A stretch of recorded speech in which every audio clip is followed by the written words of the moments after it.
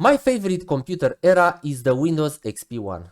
Introducing new Microsoft Windows XP! And in this video I want to bring homage to this classic operating system. So let's get started. Let's build a computer where XP should feel right at home.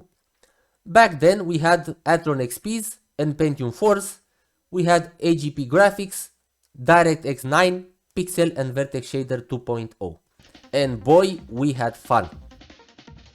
Well, the components used in this build are not the result of random chance. Back then, the motherboard I'm going to use should have been a legend. I was a great fanboy of this CPU, and the video card was an awesome mainstream card that made my heart pound harder every time I used it at a friend's home. The most important thing about this board is that it has a 4-pin 12 volts connector, so I can use the mother power supply without having to worry about not having enough power on the 5 volts rail. Socket A motherboards get most of the power required from the 5 volts rail. This wasn't a problem in the past because the power supplies back then had a lot of power on this rail. But modern power supplies have a very weak 5 volts rail. Now, with this 4-pin 12 volts connector, the power for the CPU and the GPU will be taken from the 12 volts rail. Now, leaving this aside, I bought this motherboard thinking that it's the legendary 8-bit NF7, hands down the best motherboard for overclocking an Athlon XP.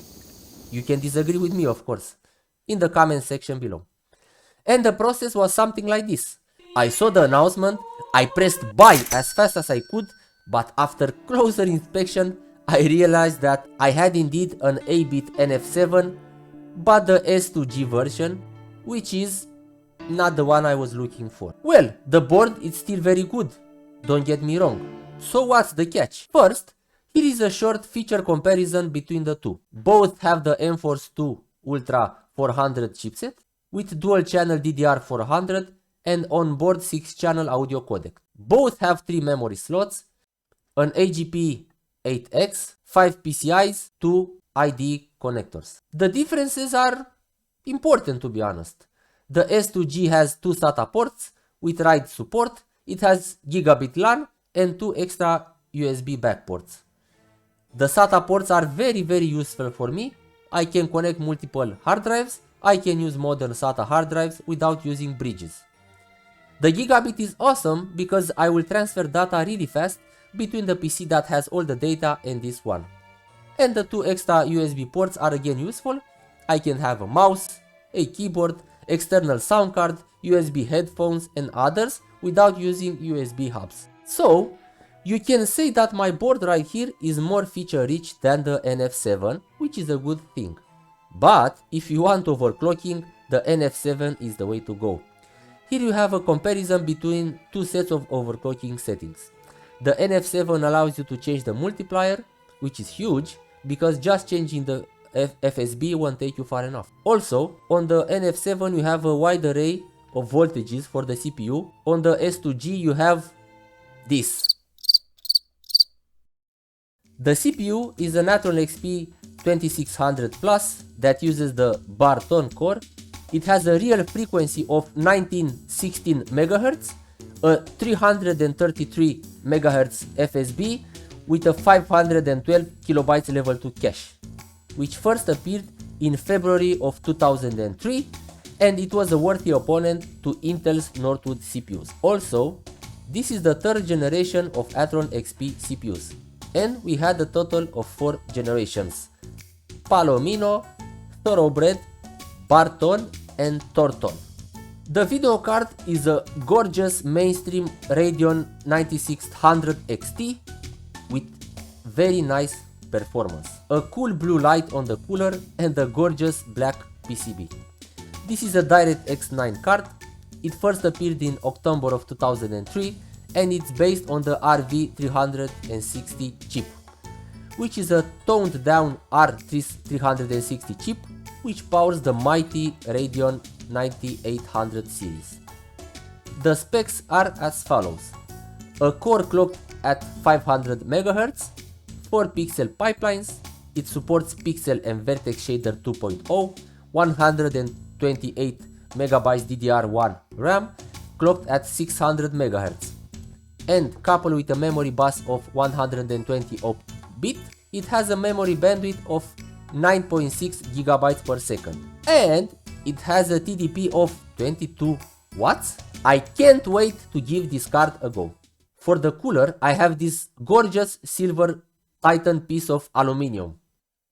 It has a blue light and the fan is controlled according to the CPU degrees. Awesome!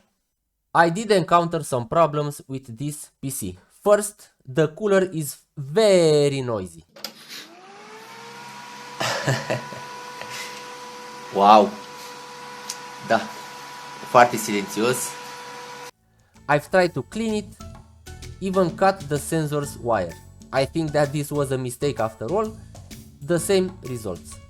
Secondly, although I had a smooth experience installing the OS and the drivers, the PC would crash 3 minutes into a game.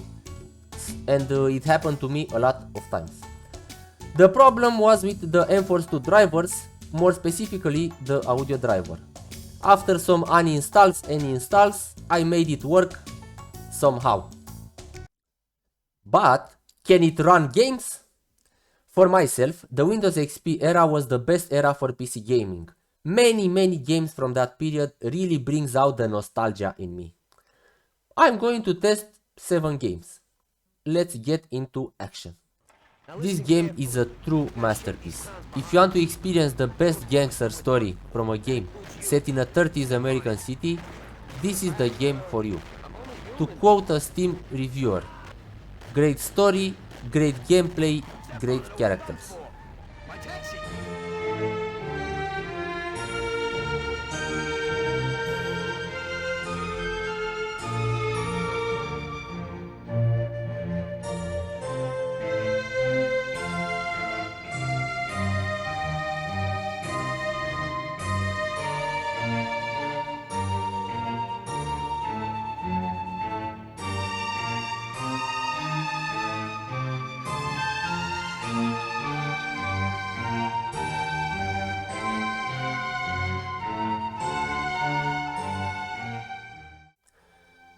For this game, I really need to suppress my nerdy nostalgic fanboyism.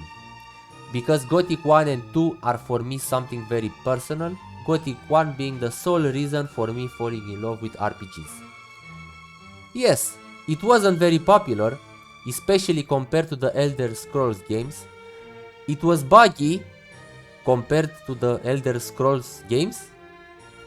But the enjoyment this game brings to you is beyond objective reasons.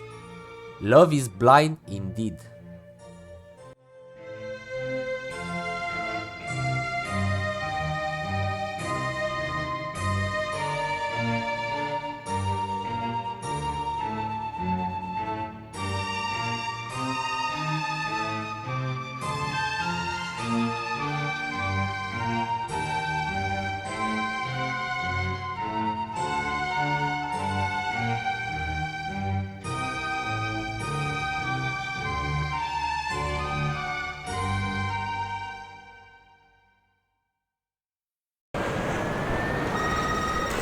How's it going? I'm Rachel, Samantha's friend. I heard your plane finally got in. Well, welcome to Bayview. Hey, if you have it, so I set it up for first-time use. Read the instructions to find out how it works. Now check out the mini-map. It's simple to use.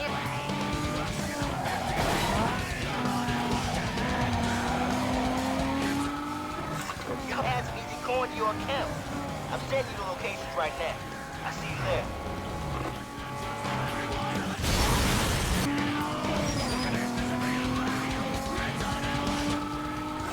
Hey, Rach, we're not in without much problem. My boy says it's easy picking, so I thought you might want in. Good luck. I'm out.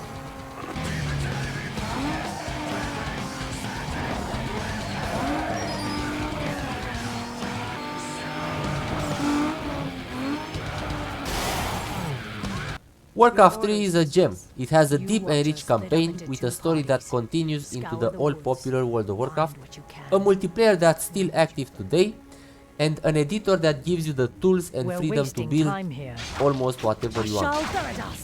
I can't tell you how many hours I've sunk into the world editor, the editor responsible for hundreds of multiplayer and single player maps, one of them being Dota All-Star.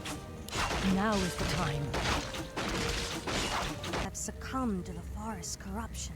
It's as if they have lost themselves to mindless rage. Their tribe suffered great. Ambush! The satyrs are attacking! Drive the foul brutes back! Wretched fools. Foul satyrs to slow us down. He must be getting desperate. Sirs, justice will be done. I can wait no longer. My party was attacked by a bloodthirsty wildkin. Well, they're bloodthirsty and fearless, whoever they are. That's the creature we're after. Slay it quickly and put it out of its misery.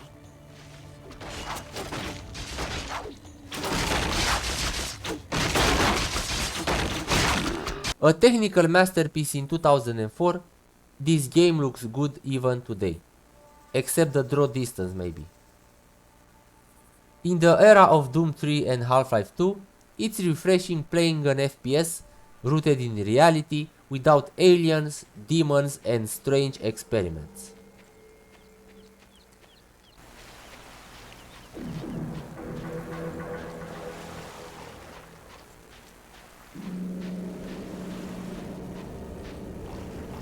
You should try to acquire one of their vehicles and drive to the helicopter refueling pad. It's on the other side of the island. From there, you can use one of their boats to escape.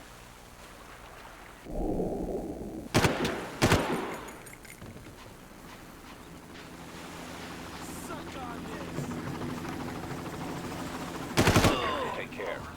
The mercenaries... If you found this journey into the past enjoyable, give it a like and share it with your friends. I'm grateful for all of you great guys that watched this video. See you soon.